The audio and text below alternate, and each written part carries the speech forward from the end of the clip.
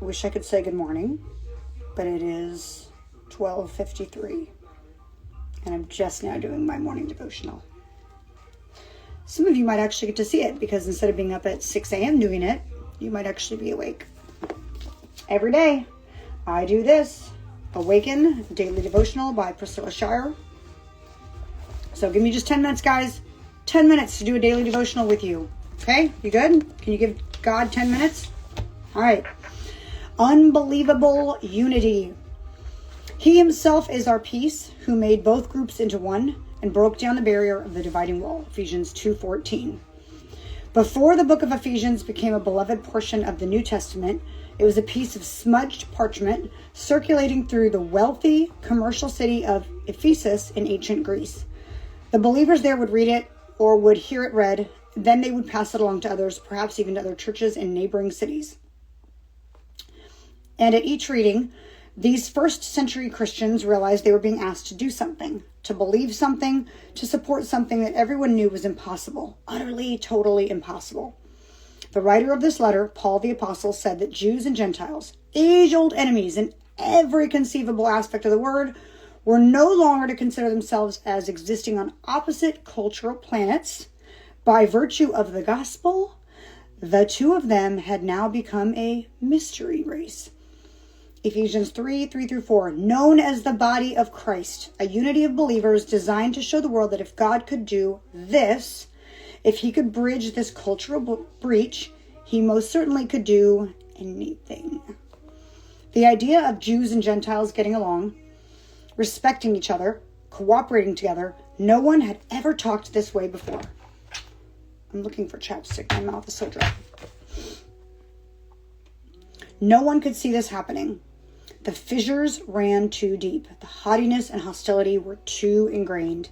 They hated the ground the other walked on.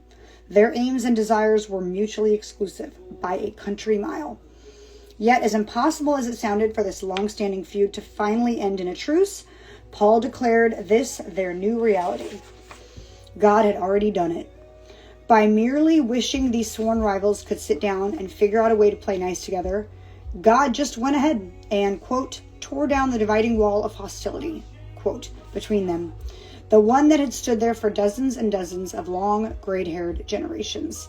He wasn't appealing for peace. He wasn't proclaiming peace. Peace to you who were far away and peace to those who were near. Ephesians 2:17. Through the life and death of his son Jesus, it was done. Jesus changed everything. He still changes everything. Wherever people are estranged and distant, unity in Jesus can bring them back into fellowship. Wherever families are broken and splintered apart, humble surrender to Jesus can begin putting things back together. Wherever the rift seems too wide and too complicated to repair, Jesus had already done what needs doing to fix it. Now it's time for us to believe it and go live like it. The only thing left for the early church to do, once they'd heard this news, was to begin accepting by faith that what God had already accomplished, they could actually apply. Not because of their power, but because of his.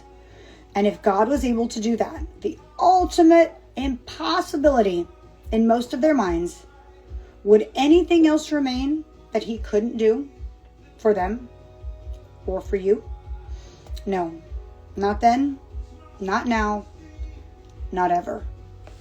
Things that are impossible with people are possible with God. Luke 18:27. Praying for you, Tammy. He speaks to me. Record the names of people or people groups who seem separated from each other by an impossible divide. Thank the Lord for the peace he's established and ask him to allow his children to experience it. By one Spirit, we were all baptized into one body, whether Jews or Greeks, whether slaves or free, and we were all made to drink of one Spirit.